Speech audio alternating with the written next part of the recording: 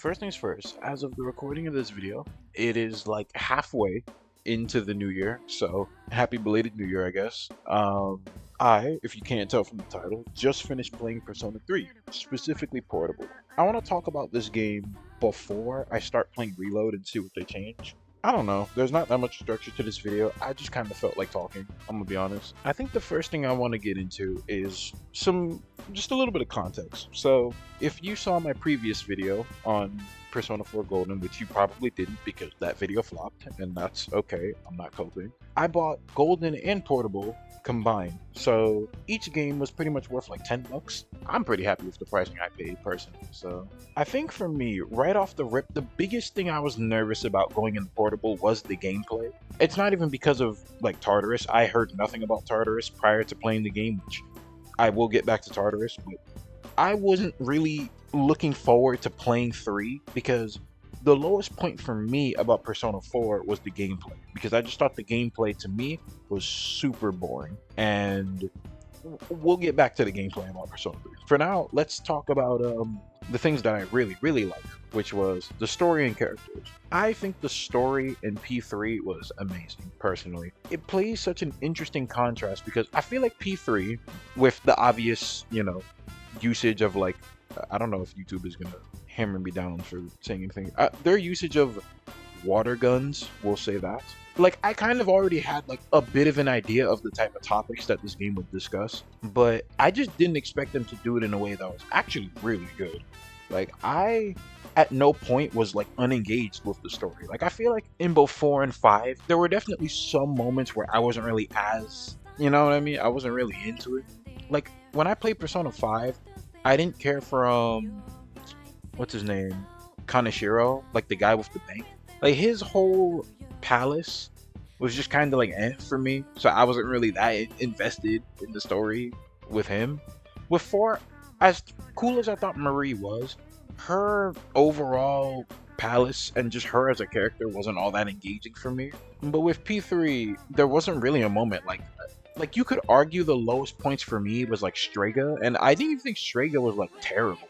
But I think they were just kind of like underwhelming villains, which makes sense, right? They're meant to be like the B tier villains that just distract you from the real mission, which was, preventing the fall or whatever. So I think easily the biggest topics, or one of the biggest talking points about this game was just death, and just a lot of death adjacent topics, whether that means, God, I'm trying to think, how do I put this like in YouTube terms? I don't know if I can say these things, but like, if you've played P3, which you probably have, if you haven't played the game, you're going to get major spoilers. I probably should have put this earlier in the video, but it should be obvious that, this is going to be spoilers. I'll probably put a warning up at the start of the video, so be warned, I guess. I knew death would have been a very big talking point, but I feel like it really started to hit me, like, I'd say halfway into the game, because I think it's around October, November in game. Basically, the game takes place over a full year from March to March. I feel like it was around October and November where like there were a lot of like major deaths that occurred. So off the top of my head was Shinjiro's death. Well, death apparently in Portable, because I played as the female protagonist. I looked it up on the wiki because they kept wording stuff weird when he died, but apparently if you play as her, he doesn't actually die. He just goes into like an indefinite coma, and his condition is just kind of left up to the player on whether or not he lives or dies from it. But in my head, it's like, it's weird because they kept depicting it as if he was like in this unknown coma, but the game still treated him like he died. Like, when I visited his room for the first time, they let me take all of the armor and weapons that I had given, which to me implies, oh, he died. We don't want him to just take some of your, what could have been your best gear, so we're going to give it back to you as the player, and you can hold on to it. And I was just like, I don't, sure, man. His death definitely was like one of the more impactful ones for me personally, because I genuinely found him to be a really interesting character. I think I've learned that I just really like characters that are very like closed off, because in my head I know that they'll eventually open up, so I'm just always interested in how they start doing so. Like, Shinjiro is a very closed off, keeps to himself, distant character, but as he opens up, especially in his social link, you start to kind of understand, oh, he's just shy. Well, he has deeper reasons, but for the most part, he's just shy, and he starts to open up more. He starts to cook for the team more. He starts to be a little more expressive. It just sucks that his arc was cut short because, you know, he died. So that's mostly on him. Who's another person? Oh yeah, Ikutsuki and Mitsuru's father, dying at the top of Tartarus, which, or not at the top of Tartarus, like dying at Tartarus. I'm gonna be completely blunt.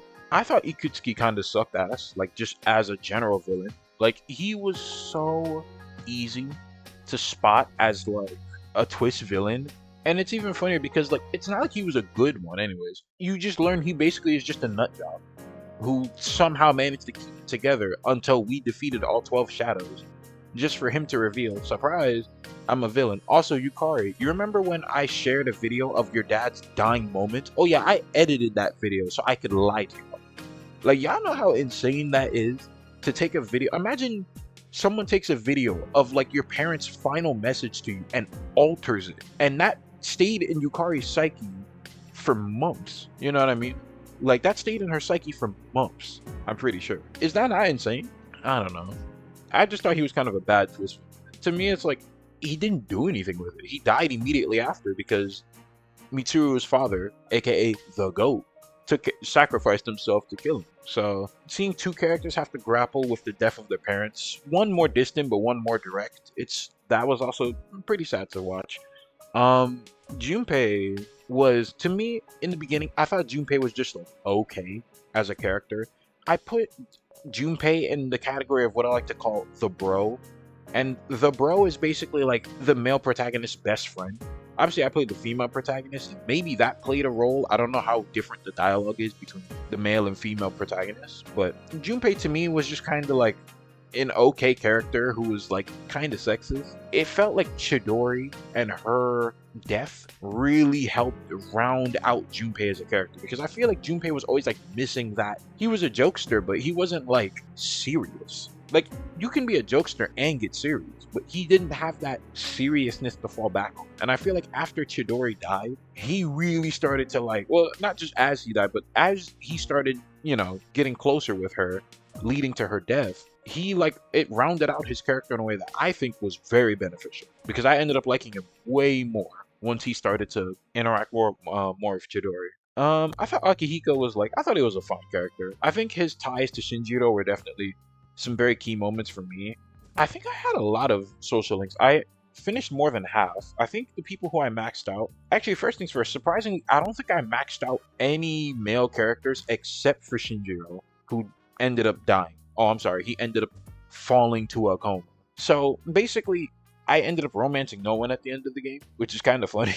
I think that's the first time I've ever done that, but like, I don't know, I just wasn't really that attached. Junpei, again, in the beginning, he wasn't really that interesting to me at all.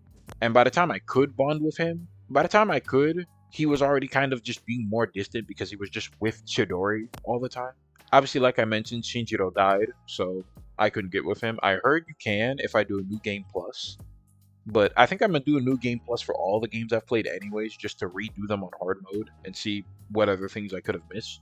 Akihiko, kind of similar, which should drag into Mitsuru. Both of the seniors just had such a high bar for like social stats that I needed that I just couldn't bond with them in time.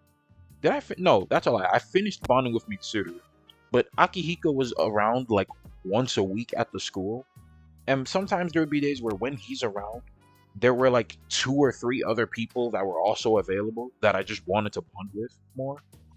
So I just never really got. I think I ended off with him at like rank 4 or 5. I did max out Mitsuru's, but yeah, none of the guys I ended up maxing with. I guess technically Tanaka, but like I couldn't, you know, obviously you can't romance him, nor would I have wanted to. I think Tanaka was fine.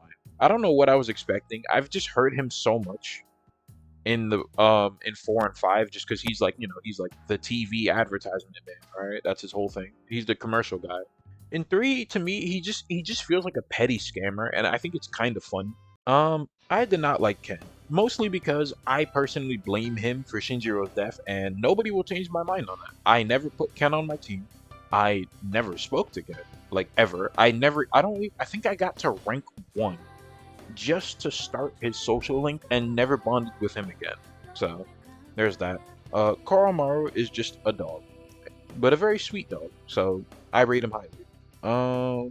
What else? What other characters? Oh, sorry. The female exclusive ones I think was Rio and Saori. Yeah. Rio was she was cool. She was like this hot-headed volleyball coach, and then she kind of opens up a little bit once we start to like bond with her more, and she talks about her crush on one of the most hard-headed NPCs I have ever interacted with. Like this guy was actually so unaware when she tried to ask him out. It was hilarious. Saori, on the other hand, was a character that I personally could relate to, especially when I was a lot younger. She was basically like she's like this overly passive person to the extent where she just can't say no to anybody. And I kind of related because I was like that for like a decent chunk of time in my life. And it took years for me to break out of that habit. And I still sometimes run into that habit where like I just kind of just don't say no to anything. I think I've gotten better. Well, let me not say I think. I know I've gotten better over the years, but seeing her in the early stages of that arc, it just like it felt personal to me. You know what I mean? Like she was probably one of my favorite social links in the entire game, just because of how close it felt. Yukari was another person as well. She she kind of felt more like, the girlfriend, as in like girlfriend to me as the protagonist. Like she just felt like she was just kind of like the equivalent of a bro character for me, I guess. So I thought Yukari was really cool. I liked her character a lot. What are some other ones? Fuka was also. I thought Fuka was just very sweet. Aegis. I almost forgot to talk about Aegis, which is crazy. Aegis played such an important role to me as a protagonist, and honestly to me as a player, because Aegis being a robot and then basically becoming more and more human-like as time went on, and we all experienced more things together, is like I don't know, man. I thought it was nice. I thought she was really nice. Who else am I missing? Maiko, the girl by the shrine. Maiko? Yeah. I thought she was sweet. I think it's just kind of like she was just like a child having to deal with her parents' active divorce, which is kind of sad, but you know, I thought she was just a sweet kid. So that's fine. Akinari as well. I liked his bond. His bond was really sad, which I mean, no shit. His description before you find out his name is he's just known as the dying young man who relies on so much, like on such a high academic skill that like you just can't interact with him until then. I thought his character was nice. Who are some characters I didn't really like too much that I can start talking about? Oh, we can talk about Strega now. I thought while Chidori to me was my favorite of the trio of Strega, that's mostly because of what she does for Junpei. I think she's just okay as a character to me personally. I thought no, let me not. She was solid. She wasn't amazing, but she was just okay. Takaya, I felt like was like really underwhelming because his main motive for why he was like a quote unquote villain was so flawed it just didn't make sense half the time. And Jin just felt like Takaya's lapdog. That was just pathetic. Like Jin spends most of his dialogue just trying to put Takaya on this high horse that he just did not deserve to be on. And even when Jin was given an opportunity to stand up for himself, we easily defeated him, and he ends up blowing himself up just so we don't end up finishing him off. And it's like, gang, what is this? Like, come on, bro. I'm gonna be honest, the guy at the student council, I literally only bonded with him because I only bonded with him when I couldn't bond with someone else that day. Even then, after a while, I just stopped doing that bond altogether. Like, I think I grinded the student council bond until like rank 5, and I just stopped doing it because I wasn't invested, like, at all. Pharaohs, and in return Ryoji, I thought he was just okay. I feel the same way about Ryoji in this game that I do about Marie in 4. You know what I mean? Like, they play such a pivotal role in the story, but outside of that, they don't do anything. Like, when I went to go bond with Ryoji, I didn't want to bond with him because I wanted to get to know his character more. I just bonded with him because it felt like I was required to do so. And that's how I felt about Marie in 4. Like, yeah, she was like Marie in 4 was just kind of like just a tsundere, which is like that's cool, I guess, if that's what y'all are into. But I felt less like they were actual like characters I wanted to learn and grow from. These were just people I bonded with because it felt like a requirement. Like Pharaoh's was literally automatic. I didn't do anything to bond with him. And Ryoji, I just bonded with because I was under the assumption you had to bond with him just for story purposes, which I don't know if I'm right or not, but I did max out his bond. Who else did I bond with? Oh yeah, the old couple. The old couple was sweet. They were cool. I don't really have much to say. They were just really sweet. And oh yeah, and the monk. The monk at the bar. He was fine. I don't know. I don't really remember much about his bonds.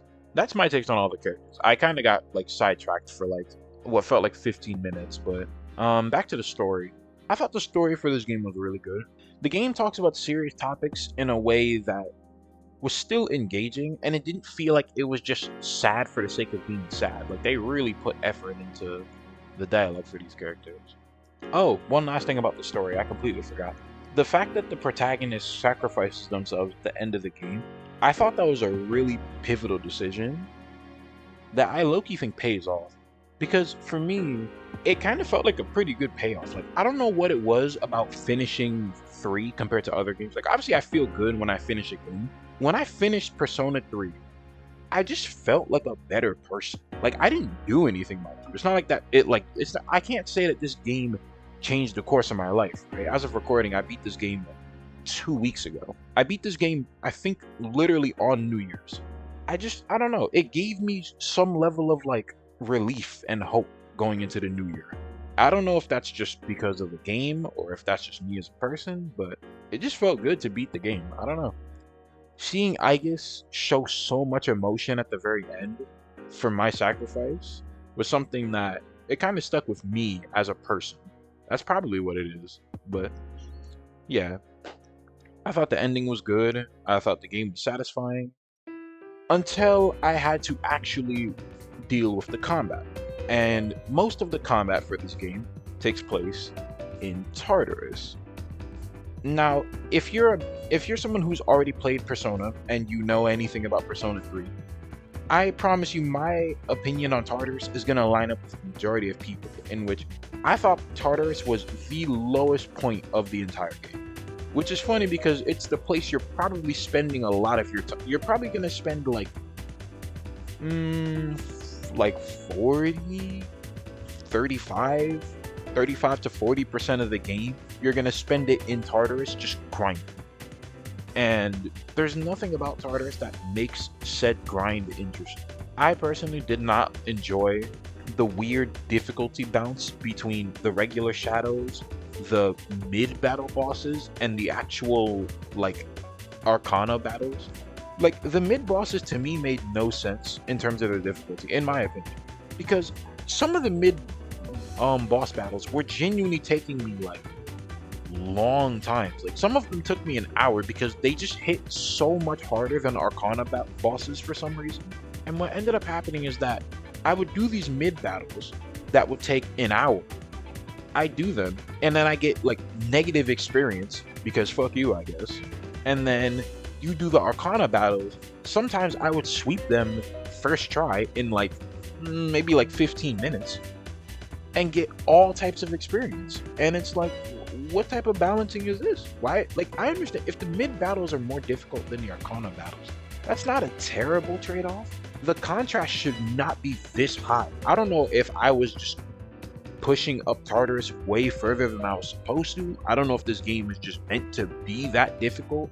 I don't know if I'm just trash. I don't know if it's a mix of all three. But Tartarus to me just did not feel satisfying to play in whatsoever. It was just sloppy. In my mind, Junpei was just a worse Akihiko, and as soon as you get Akihiko on your team, and you get the choice to boot Junpei off, to me it's like, there was no reason for me to pick Junpei over Akihiko, because Akihiko was a better physical user in my opinion. He was a debuffer, and he used electric. Like, what's Junpei's biggest thing? Oh, Junpei can use fire. Like I can. I mean, I can use electric like Akihiko. Akihiko just felt more all around. But yeah, Mitsuru, shout out Mind Charge into Mabufudan, or whatever you call the max out one. Shout out Mitsuru for just doing insane damage. Shout out Yukari, the goated healer. I still think Wind is absolute garbage like it was in 4. I don't know why they had Wind act so garbage for so long. I know in 5 it became a lot more boosted because of like technical. I don't know. Something about wind in these other two games were not good. It's just the fact that because there's no technical, like wind was just weird.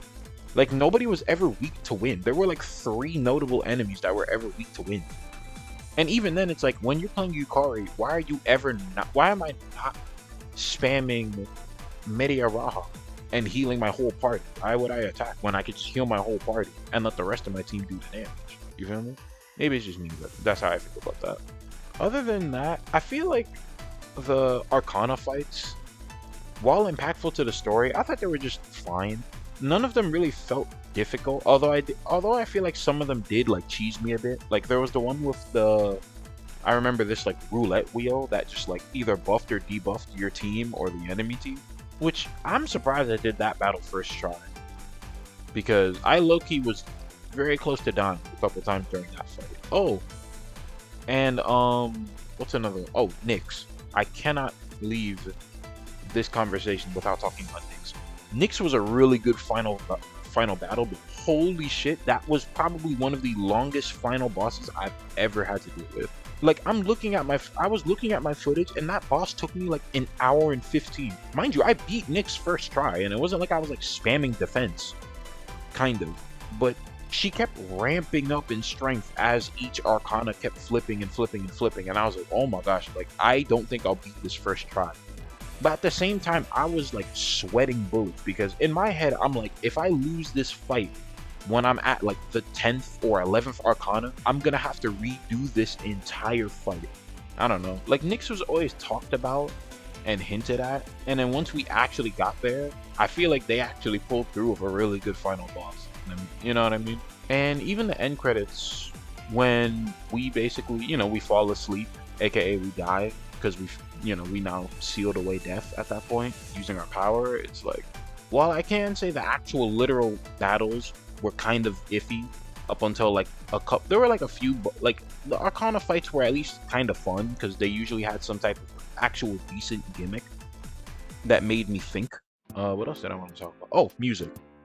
Listen, I love video game music. If that wasn't obvious enough by my channel, how many times I constantly talk about music when I'm playing video games. I really like music, and I really like video game music especially. That's why I'm actually a game composer. So the music in Portable was really good. I think some of it was very much a hit and miss. I think some of the songs were definitely very weird in my opinion. Like, there's this one song. What is it called? Is it called Deep? What is it called? Is it Deep Breath? It's one of the songs. When does it play? It plays when you're on the monorail. Yeah, that. I thought it was really weird. I didn't really like it at first. It grew on me a tiny bit, but not a lot. I still think it's just okay. I think some of my favorite songs was Time, Sun, I think Memories of the City. Yeah, Memories of a City was really good. Memories of the City. Who else had really good music? Straga's battle theme was really good. I like all of the battle themes in the game. The one that I got for the female protagonist was Wiping All Out. That one was pretty good. Although a little repetitive. Still pretty good. Oh, what's it called? Battle Hymn of the Soul. Like the final boss music was really good. Oh, Memories of You, the end credits theme. The more I listen to that song, genuinely, I remember when I finished the game, after hearing that song, I have been listening to that song every single day ever since. And I remember at some point, it felt like there were going to be tears rolling down my face. Like, that song is so good. The emotion on it is there and everything. It felt like the perfect song that represented it felt like it was being sung through Aigis, which I'm pretty sure is the point. My Japanese isn't amazing, but from what I was able to understand, it felt like something directly from Aigis singing about me, the player, not player, me as the protagonist. And something about it, like it tugs at the emotional heartstrings. Oh, it was just good. The music in the game is so good. That's like obvious. I'll be honest. Way of Life is a song that I have a weird connection with because Way of Life is a song I used to listen to on Spotify for a long time until it got taken down, because apparently like all the music from Portable just got taken down from Spotify for some reason. So no, I think it was something with licensing or whatever. But what else do I don't think I have much else to say, to be honest. I don't know what I would rate this game, but before I do, let me think real quick. Oh yeah, also, this game took me, I think it took me 75, 76 hours to finish, which, it's a tiny bit shorter than 4. I was expecting, given how much content was in 5, I kind of expected 3 to line up closer to 4, which it did.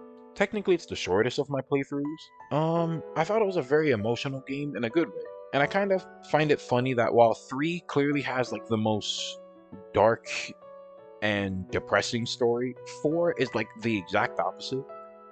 And 5 just wanted to be as cool as possible, which is not a bad thing. I really like that about 5. But 3 really like put me in my feels a lot more than the other 2 games. So if I had to rate my experience playing Portable, I would put Persona right now. I would put Portable above Golden, but I still enjoyed playing 5 more, mostly because of the gameplay. The visuals, well, the visuals in 3, I feel like it's weird to put against because they have a lot of this weird AI upscaling that they tried to do, which I'm guessing they just did to port it to Steam, which is like really ugly looking in a lot of scenes. They also do like some weird AI audio mixing, so there's times where the characters just don't sound correct. You know what I mean? Some characters sound too loud, some sound too quiet. It just felt weird. There were also a lot of like, which I mean, this is like a small nitpick, it doesn't matter, but there were clear moments where like in 3, there felt like there were a few more like misspellings, which I'm just gonna chalk up to translation errors. But little things like that are always like weird oversights, given how big this series is. So, um, that low key might wrap it up. How long is this recording? I've been recording for 38 minutes. Funnily enough, I kind of had a script for this, and I kind of thought about it, and I was like, nah, I'm just gonna talk about the game, just freeballing it instead of trying to write some professional script. To me, right, I'd give this game like a 9 flat because to me the story is even better than it was in 4, and the gameplay was like just boring and was like boring at best. No, let me not say it best.